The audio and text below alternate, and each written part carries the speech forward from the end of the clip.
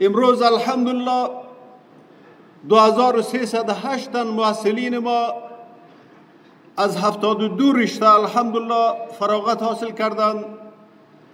از این بعد جوانان عزیز برای خدمت در وطن عزیز و برای خدمت به جامعه اسلامی، به نظام اسلامی انشاءالله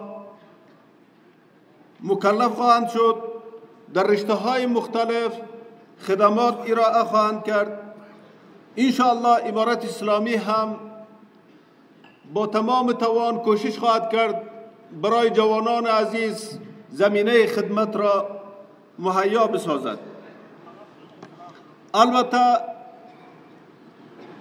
جوانان عزیز، فراغت شما به معنای از این نیست که امروز از مسئولیت شما فارغ شده باشید. نه، از این بعد مسئولیت شما اضافتر و زیادتر می شود و در آینده هم کوشش بکنین. امروز الحمدلله از مرتبه لیسانس فارغ شدین، مرتبه ماستری و پیشتی و دکترا را هم الحمدلله در رشته های مختلف کوشش کنین به دست بیارین تا به شکل خوبتر و بهتر در آینده به جامعه عزیز خود بتانین خدمت ارائه بکنین.